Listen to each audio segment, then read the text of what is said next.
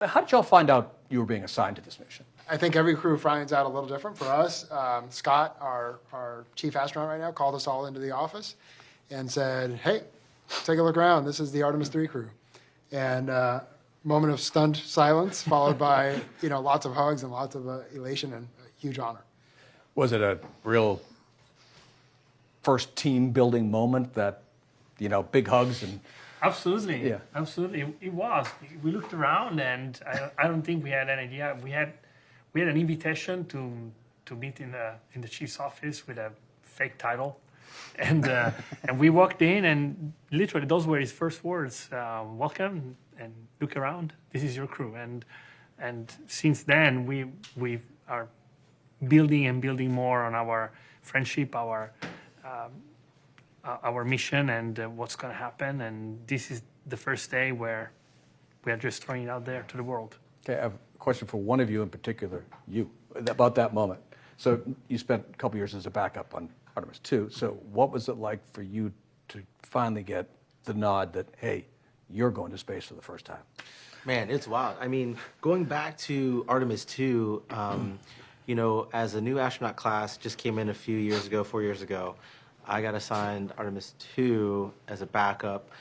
The thought process was that all the candidates in that class would go to ISS first. That was the path. I mean, everybody that goes through the astronaut training candidate program trains on the ISS.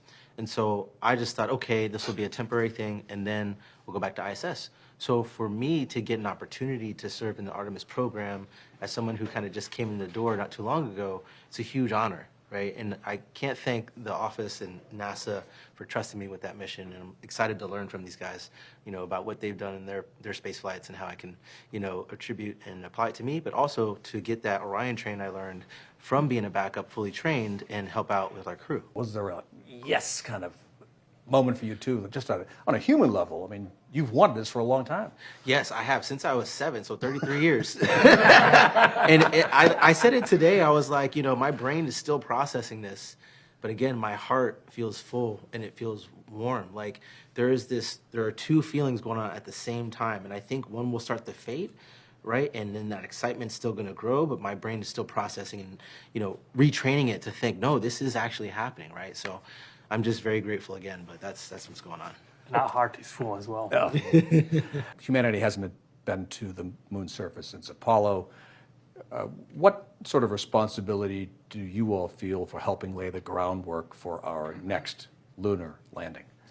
Well, certainly we feel completely responsible for that because we're the flight that's supposed to be before that lunar landing. When we put humans on the lunar surface, first time since December of 1972.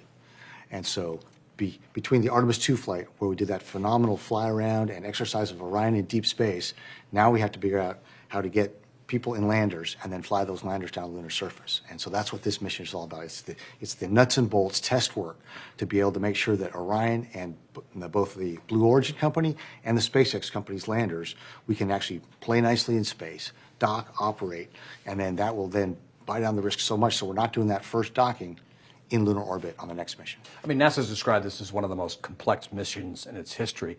What to you strikes you as maybe the most challenging part of all of it?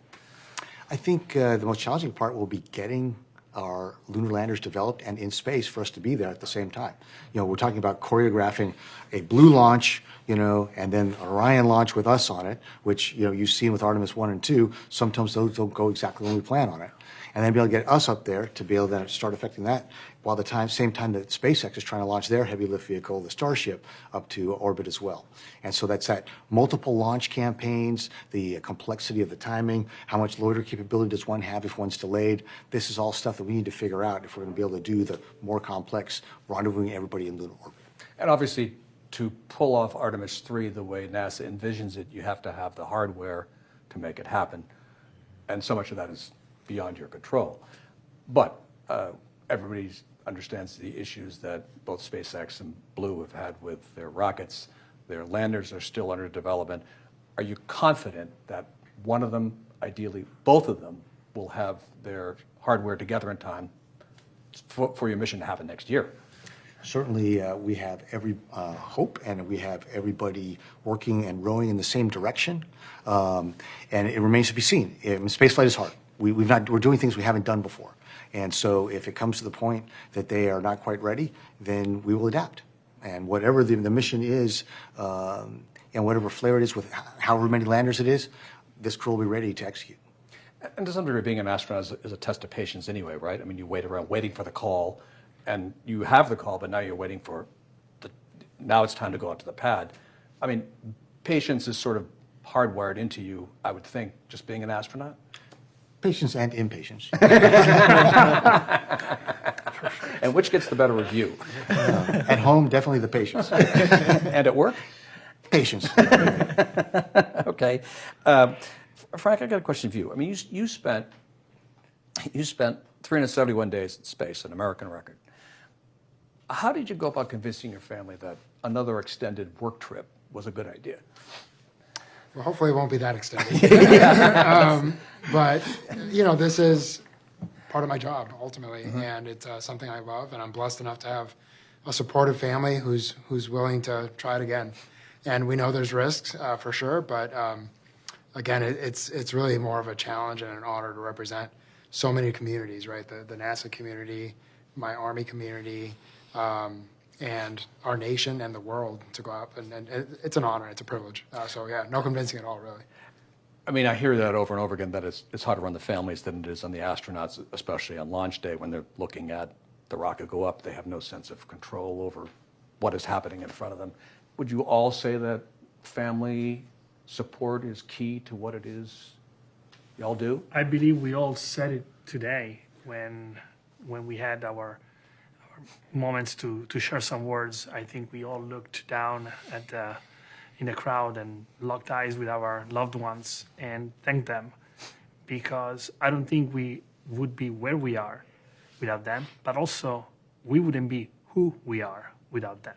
And they are as much a part of this journey as we are. The other thing is that a lot of people ask us about the sacrifices that we make. My personal take, we as astronauts, we don't make any sacrifices. We do what we love and love what we do. Our families, though, they make the sacrifice. Every time we go away for a trip, every time we break their hearts for 2 weeks, for 371 days, for 6 months, I have learned to embrace that hurt, because it reminds me that I still have the right values in my heart. That's pretty good. Well said. I was going to ask the rest of you, but I don't think any of you are going to do any better than that, right? Yeah. Let me ask you a different question. Artemis II was so inspiring to so many people. What about you guys? I mean, yes, you look at it differently because you can imagine yourself in the same position. But was there a moment that stood out to you in those 10 days that said, I am so glad to be doing what I do? Yeah, I guess I'll share. I had the privilege of essentially communicating with the families and being with the families directly throughout the whole 10 days. And so watching their experience and being in that intimate connection to, the people that the crew loved the most, basically, and facilitating the communication for them. It was a huge honor, but also very humbling about that pain and that worry that they go through.